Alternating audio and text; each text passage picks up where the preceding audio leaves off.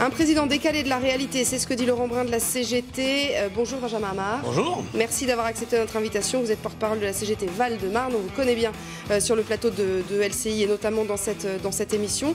Alors c'est clair, hein, Emmanuel Macron n'a pas convaincu, en tout cas pas la CGT. On ne s'attendait pas tellement à l'inverse, effectivement. Mais alors la suite, c'est quoi? On reste dans une guerre de position? Ah, écoutez, un peu dans le droit fil de ce que vient de dire Laurent Brun, de toutes les façons, on n'en attendait pas grand-chose. Hein. Moi, comme je savais que j'allais sans doute être sollicité pour aller analyser ça dans les médias, j'ai eu la punition de tout suivre. Mon Dieu que c'était long. Hein. Comme disait Shakespeare, disait beaucoup de bruit pour rien, beaucoup de palabres pour rien. Finalement, les éléments de langage creux qu'on retrouve quand on affronte en débat un député ou une députée de la Macronie, on les a retrouvés là. Mais vous pensiez pas sérieusement qu'il allait dire OK? C'est exactement ce que je viens de vous dire. Oui. Voilà, mais tout à fait. Ben, on n'a pas été déçus de ce point de vue-là, hein, j'ai envie de dire. Et donc, écoutez, M. Macron nous a fait un exercice d'autosatisfaction. C'est très bien, tout va très bien. La France va très bien, il nous l'a dit. Donc, ce qui signifie quand même, nous, non, on il n'a pas dit que la France allait très bien. Enfin, il a dit, écoutez, il a dit on a créé 500 000 emplois. Oui, enfin, la France a dit aussi, je vois les crispations, je vois les tensions, je vois les... Il a aussi dit la France a eu un formidable élan. Hein, il a aussi dit ça. Il a dit des choses très étonnantes. Il a dit je dénonce les mensonges et les manipulations. Alors, je sais pas. Freud disait quand on parle des autres, on parle souvent de soi-même. Est-ce qu'il s'adressait par exemple à Madame Ndiaye, qui sur un plateau de télé a expliqué que le malus, en cas, vous savez, si vous partez avant 64 ans, au cas où l'âge pivot est installé, Madame Ndiaye a dit le malus durera 2 ans. Oui, c'est complètement faux. Elle est revenue dessus après. Elle l'a dit, oui ou non? Oui, elle l'a dit. Bon ben voilà. Donc, quand on il n'y aurait pas qu'il y ait une différence entre l'erreur et le mensonge. Excusez-moi. Non mais je comprends bien qu'il y a peut-être que vous soyez blessé par ce que je dis, mais est-ce que je peux juste finir ma syllabe? Qu'il y a l'erreur et le mensonge, sont deux choses différentes. Est-ce que je peux finir ma syllabe? Voilà. Alors en l'occurrence, je vais finir ma phrase, même s'il y en a 3 qui sont intervenus, je vais aller au bout. Hein, voilà, merci. Et donc, je suis désolé, mais quand on est porte-parole du gouvernement, on est censé connaître un minimum la réforme. Soit on est complètement incompétent, soit on n'a pas de problème à dire des énormes mensonges à l'antenne. Voilà. Et donc, quand M. Macron dit que effectivement il y a le mensonge et la manipulation, qu'il regarde d'abord chez lui-même, dans son camp. D'ailleurs, je vais vous dire un truc. Il y a quelque chose qui est sorti juste avant qu'il prenne la parole, Emmanuel Macron. Oui. Il y a une petite vidéo qui est sortie de son premier discours, vous savez, à Rodez. C'était en octobre. Et il dit, à ce moment-là, avec beaucoup de fermeté, il est hors de question, dans un régime universel, qu'on puisse ouvrir des spécificités, parce que si je commence à le faire pour les policiers et les gendarmes, ça va faire un effet domino. C'était en octobre. Eh bien écoutez, depuis, on a vu s'allonger la liste de ceux à qui on disait « Vous inquiétez pas, c'est pas pour vous ». Ben écoutez, qui est en contradiction avec lui-même? Tout à l'heure, j'étais dans le plateau, monsieur Vélez, je vous entendais. Même, malgré tout. Attendez, Benjamin Amar. Monsieur Manot, d'ailleurs. Benjamin Amar, oui, ça va dans votre sens, ça, quand même. Alors, vous pouvez... tout à fait. Vous voyez, vous ne pouvez pas jouer sur les deux tableaux. Ah non, mais attendez, mais il si bouge pas, je peux me permettre de prolonger... Moi, je suis là pour pointer les contradictions d'Emmanuel Macron. Mais vous avez raison, ça montre bien qu'on est dans une dynamique, qu'on le fait reculer, et nous, ce qu'on vous dit, c'est qu'on va le faire reculer jusqu'au bout. Alors on va en débattre, si vous voulez bien, il faudrait que tout le monde puisse parler. Bien sûr. Pour prolonger, on va essayer de se poser quelques questions. Avec plaisir. Voilà. Dans ce jeu de domino, dont je parlais tout à l'heure, d'ailleurs, avant même que vous n'arriviez, vous avez déjà marqué quelques points, quand même. Tout à fait. C'est très juste. Les négociations qui ont été faites, notamment avec l'UNSAF, ont permis d'améliorer pour vous les conditions de passage à l'universel. Si je peux me permettre, vous inversez les choses. En l'occurrence, à la CGT, moi, on m'a formé, dès lors que j'étais un jeune syndicaliste, on m'a dit, la négociation, il faut y croire. D'ailleurs, je vous rappelle que la CGT signe 85% des accords. Il faut y croire, mais avec le rapport de force. Moi, je vous le dis comme je le pense, si le gouvernement a cédé, c'est pas parce que certains ont des beaux yeux et sont bien coiffés en négociation, c'est uniquement parce qu'il y a le rapport de force. C'est ce rapport de force qui a obligé le gouvernement à reculer. Mais vous avez raison, nous avons gagné des points. Et ces points, ils sont apportés au crédit de la mobilisation et à rien d'autre. Est-ce que je peux vous poser une question sans que ce soit pris au crédit du gouvernement, et je ne suis le défenseur de personne, mais quand la semaine dernière, je crois que c'était Sibeth Ndiaye justement, qui disait dans une négociation, quand on négocie, il faut être plusieurs et il faut que chacun ait envie de négocier. Alors une négociation comporte des concessions. Quand on est face à quelqu'un qui dit « moi je ne bougerai pas, c'est le retrait ou rien », et puis vous faites des concessions, mais moi je ne bougerai pas, c'est le retrait ou rien, ça s'appelle pas une négociation. Alors, sauf que vous avez l'esprit chagrin avec nous, mais vous pourriez peut-être regarder qui parle à ce moment-là. Madame Ndiaye, d'abord, c'est quelqu'un qui a dit, excusez-moi de revenir sur son cas, elle a sorti une autre fake news d'ailleurs, voyez, elle a dit que la CGT boycottait systématiquement les réunions. Elle l'a dit. D'ailleurs, c'est pas la question que je vous pose, Benjamin Marc. Si je peux me permettre, c'est en lien avec votre... Vous ne faites si je pas peux de me permettre, concession. c'est en lien avec votre question. Quand on commence à dire que quelqu'un ne vient pas à la table des négociations alors que c'est complètement faux, déjà, quelque part, ça pipe un petit peu les propos que vous tenez. Sur la confiance, ensuite, ah ben voilà, merci. Merci avec vous. Je suis bien d'accord avec vous. Donc, autrement dit, maintenant, qu'est-ce que nous dit le gouvernement ? Mes camarades, Catherine Perret et d'autres qui ont participé aux négociations, se sont coltinés 2 ans de négociations où on nous a dit en substance, écoutez, tout à fait, tout est ouvert, mais tout est fermé. Là, vous pouvez bouger une virgule et là, vous pouvez mettre un point. Ça s'appelle pas des négociations. D'ailleurs, ils l'appellent concertation. Vous le voyez bien, écoutez.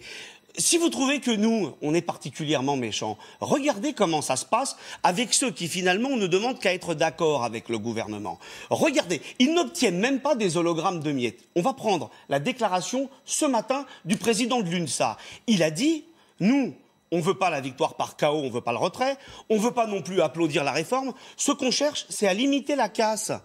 Mais attendez, mais ça veut dire quoi ? C'est clair, ça. C'est-à-dire que tout le monde est bien, quasiment tout le monde est bien conscient parmi les organisations syndicales que cette réforme, elle est régressive pour les salariés. Il y en a qui vous disent on veut limiter la casse. Mais écoutez, ça veut tout dire. Pauline, manifestement, quand on entend... Alors ce matin, on était avec Philippe Martinez également, qui disait évidemment sensiblement la même chose que vous, mais quand on entend tout cela, et c'est vrai qu'à longueur de plateau, souvent la CGT sur les plateaux, et pas uniquement en FO, on est dans une guerre de position, dans une guerre de tranchées, il n'y a aucune raison que ça bouge. Donc l'enjeu, en fait, pour le gouvernement, c'est de récupérer les syndicats dits réformistes. D'ailleurs, il me semble qu'il a eu une phrase en ce sens, Emmanuel Macron, hier. Je crois qu'il a parlé des syndicats qui veulent... Ceux qui veulent bien. Ceux qui le veulent bien, oui. Ils sont toujours dans une stratégie de briser le front syndical.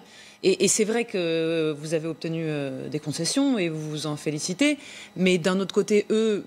si tant est qu'ils jouent la stratégie du pourrissement, comme nous, analystes, on a tendance à le dire, vous avez raison. Côté du gouvernement, de ce point de vue-là, il marque aussi quelques points. Ah bon ? Vous admettrez ? En jouant la stratégie. Alors moi, je pense qu'en jouant la stratégie du pourrissement... Je parle purement sur un plan alors moi, je pense, de leur point de vue. Ça, je suis tout à fait d'accord avec vous. C'est exactement la stratégie qu'ils ont mis en place. C'est-à-dire qu'on est en plein dans un mouvement de grève. Ils nous disent on se retrouve le 7 janvier. Sauf que moi, je participe régulièrement à des débats. On nous avait dit attention, monsieur Amar, pour vous, c'est un traquenard. Les Français ne veulent pas que la grève continue pendant les congés. Et d'ailleurs, peut-être que ça va s'affaiblir. Alors, premièrement, ça s'est pas du tout affaibli, c'est-à-dire que la mobilisation, elle continue. Et ensuite, les taux de grévistes sont quand même beaucoup plus faibles. Non, mais c'est normal. Mais oui, non, mais bien sûr. Je ne vous ai pas dit que les taux de grévistes avaient explosé, sauf que c'est la période. Quand on connaît un peu les mouvements sociaux en France, qu'on ait un mouvement de ce type pendant les congés, c'est historique. Et on savait bien qu'il allait avoir un tout à l'heure, la courbe du soutien, elle est quasi stable. Et bien voilà. Et j'arrivais vers ce deuxième point. Absolument. Ça veut dire que Emmanuel Macron, il voulait jouer sur la lassitude et la bascule de l'opinion. Elle n'a pas lieu. Et vous voulez que je vous dise, maintenant, à partir de janvier, s'ouvre une nouvelle séquence. Pour nous, cette séquence-là des congés, elle s'annonçait très compliquée. Il fallait la gérer. On la gère très bien. Et on va rebondir en janvier. Et là, par contre, il peut se faire du mouron. Les syndicats, comme la CGT, jouent gros, Jean-Luc Manot, aussi. Comme on dit que le gouvernement joue gros, les syndicats jouent gros. Dans le rôle, aussi. moi, je suis d'accord avec la première partie de ce qui vient d'être dit. C'est-à-dire que, évidemment, ce qui bouge dans le projet de réforme par le gouvernement, c'est un double effet. C'est l'effet de la mobilisation sociale. Et d'ailleurs, honnêtement... c'est plutôt une bonne chose, que la démocratie sociale vienne à un moment donné travailler la démocratie politique. L'idée, on a voté, c'est comme ça, il n'y a plus rien à voir, est une idée absurde. Notre pays vit avec une démocratie sociale, avec des mouvements sociaux, avec des moments, et pour beaucoup d'acquis qui sont de la manière dont on vit, ils sont le résultat de ces combats et de ces luttes sociales. Donc, respect là-dessus. Premier élément. Deuxième élément, vous disiez, vous appeliez Madame Ndiaye à juste titre à être rigoureuse, soyons-le tous. Deux éléments, le mouvement en termes de nombre de grévistes faiblit régulièrement et notablement. Oui. En revanche, le soutien de l'opinion publique reste stable. Ça, c'est des chiffres, c'est mieux de le dire. Madame Ndiaye l'aurait dit, et ça serait bien qu'on se mette d'accord là-dessus, parce que c'est des chiffres tout bêtes. Troisième élément qui me paraît évident, la CGT, elle est dans une logique. Et je trouve qu'il y a une logique légitime de dire, quand on dit une organisation syndicale, je ne veux pas d'une réforme. Et on ne peut pas leur faire insulte en disant il faudrait qu'ils négocient. Ils ont le droit de dire ce truc ne nous plaît pas, il faut être sur un autre plan. Donc, pas de procès à faire à la CGT. Après, la question qui m'interroge, elle ne m'interroge pas seulement sur le conflit, elle m'interroge sur l'évolution générale de la CGT et ce que ça représente dans le mouvement syndical français. Je trouve que c'est une CGT qui m'étonne. Autant dans le mouvement, je la trouve normale, autant quand il y a un représentant de la CGT qui dit on va vers l'insurrection, quand il y en a un deuxième qui dit soulèvement général, quand la CGT, des gens de la CGT, encore une fois, c'est pas la direction de la Confédération, mais disent on va bloquer l'approvisionnement en carburant et même la production, là, parce que l'idée c'est de bloquer le pays, on est dans une forme de radicalité qui est une forme de radicalité qui m'interroge. En clair, je me demande ce qu'est sous Martinez devenu la CGT de Thibault. Ah. Alors, ça c'est une autre question. Je vais déjà répondre à tout ce que vous avez dit avant cette dernière phrase. Admettez qu'elle a un peu de sens. D'abord, je suis désolé de vous dire, mais d'abord, il faut faire attention. Vous avez cité des phrases, je ne connais pas les auteurs. En revanche, je dirais, attention, vous avez parlé de la rigueur. Hop là, je vous mets la volée, le retour gagnant, parce que j'ai ici même sur ce plateau, il y a quelques jours, rappelé que la phrase qui était attribuée à Laurent Brun sur la Révolution était un fake complet, qu'il a dénoncé dans un article à l'Humanité. Et c'est très intéressant, cette histoire. Excusez-moi, la phrase exacte est « Si le président de la République veut l'insurrection, il n'a qu'à continuer comme ça ». Elle est prononcée hier sur cette antenne aux alentours de 21h40 après l'intervention du président de la République. Parce que je peux vous répondre, pour que les retours soient gagnants, il ne faut pas trembler sur la raquette. Vous voyez ce que je veux dire? Il faut avoir un peu d'assurance. Alors, il n'y a pas de problème. Alors, on va considérer que vous êtes Stéphane Edberg, il n'y a pas de problème. Mais moi, je vais donc vous répondre, aller au bout de ma phrase, vous m'avez interrompu. Excusez-moi. Il y a une phrase de Laurent Brun qui est un fake complet, qui a été reprise dans un certain nombre de médias, alors même qu'il sortait d'une réunion en microcosme avec M. Djebari. Maintenant, ce qui est certain, mais je ne sais pas, ça fait quand même, je ne crois pas, vous n'êtes pas, sans être désagréable, un perdreau de l'année. Ça fait un petit bout de temps que vous commentez l'actualité politique et sociale.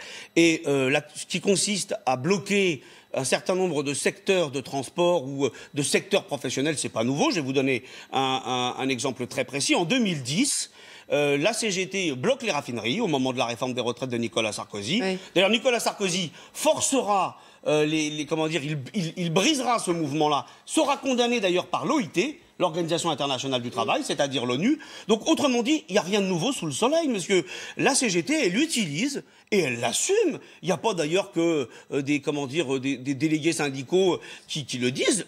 On assume clairement des actions, effectivement, qui consistent à bloquer des secteurs, parce que ça s'est toujours fait comme ça, et qu'il n'y a rien de nouveau sous le soleil. Allons-y, Claude Weick. Ce qui est intéressant dans cette histoire, c'est qu'on a au fond deux conflits qui se disputent presque en parallèle, sur des voies parallèles et sans aiguillage entre les deux.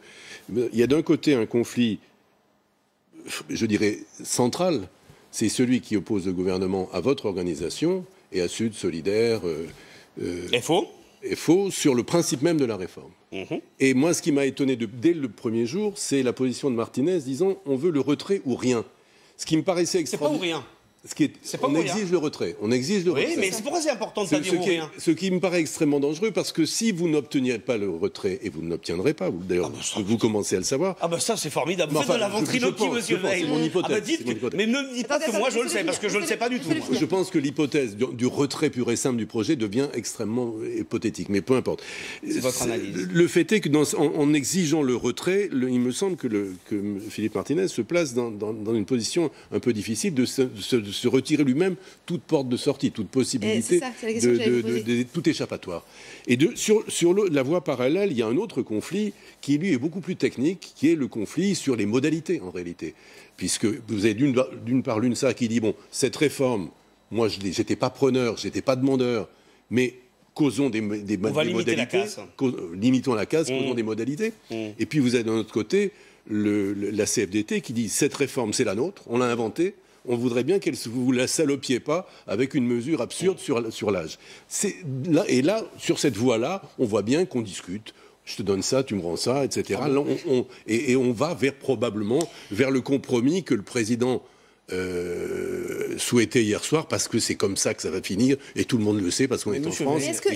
Mais ce qui m'a intéressé tout à l'heure, c'est pour ça que j'étais très, très intéressé par votre réponse, c'est qu'en réalité, vous avez déjà annexé à la CGT les résultats obtenus par l'UNSA sur les modalités de transition. Mais monsieur, comment, excusez-moi, est-ce que vous pensez qu'il y a une personne ici en France qui, en nous regardant, s'imagine 2 secondes que vous avez raison en se disant « Ouais, c'est vrai, c'est en allant dans une discussion, les arguments ont été tellement percutants que le gouvernement, il a cédé. » Mais monsieur, on est dans le village des Schtroumpfs ici ou quoi?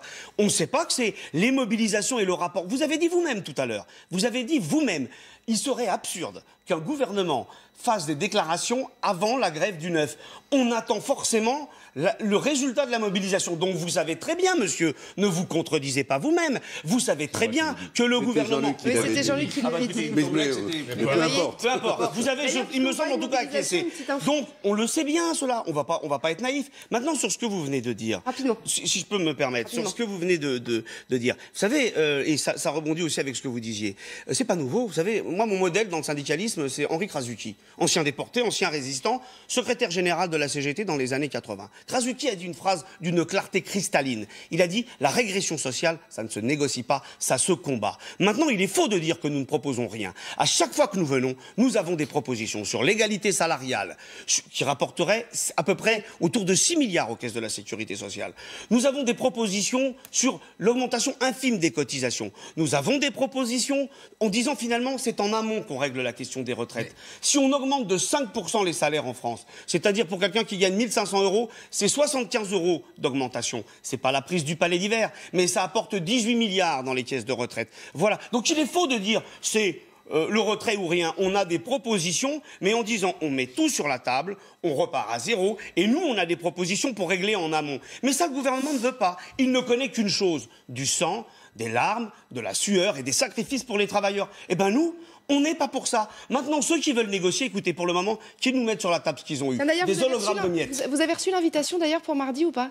Mais on est systématiquement invité et on accepte systématiquement. On entendait certains à la CGT qui disaient mais on n'a pas reçu l'invitation. Ah oui, alors ça, oui, j'ai lu ça dans la presse. Écoutez, c'est possible. J'imagine pas 2 secondes quand même que le gouvernement nous serve cette entrecôte frite de ne pas nous inviter. Mais enfin, ils sont tellement maladroits parfois que, écoutez, nous verrons bien.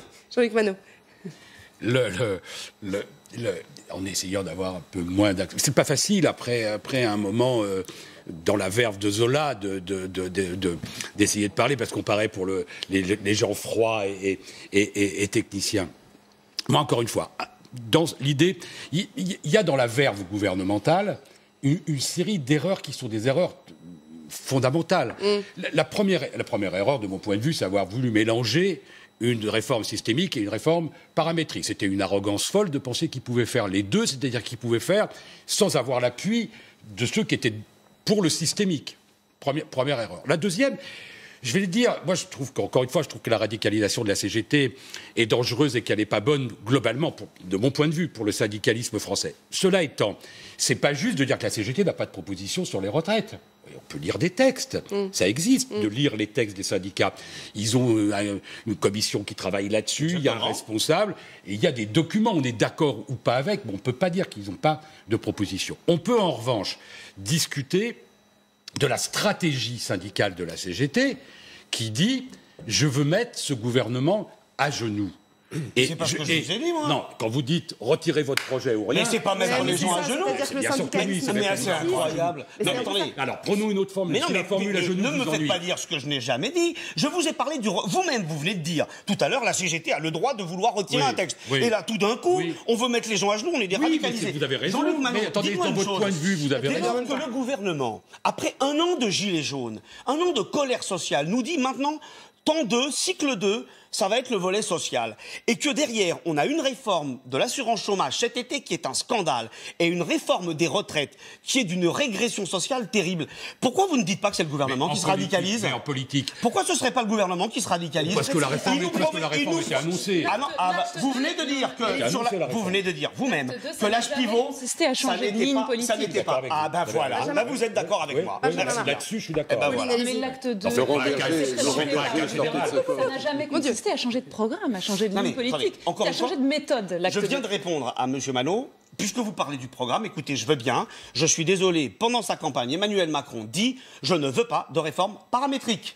OK ? Donc là, c'est exactement ce qu'il fait. Donc moi, les allusions au programme, c'est pas géométrie variable, c'est pas sur courant alternatif. Hein. Si on veut parler du programme, il n'y a pas de problème. Ça n'était pas inscrit. C'est d'autant plus regrettable que, comme le disait Claude Veil tout à l'heure, ça change le sens Laurent de la Berger réforme. sortait de ce corps. Pas du tout. Vous savez, monsieur Veil, vous savez qu'il n'y a pas que Laurent Berger, même si certains voudraient lui tresser les lauriers de meilleur syndicaliste de la galaxie, il n'y a pas que Laurent Berger qui est contre l'âge pivot. On est radicalement contre. Ah, voilà. Je le sais. Donc, non, éventuellement, demandez-moi si Philippe Martinez parle à travers ma bouche, mais certainement pas Laurent Berger.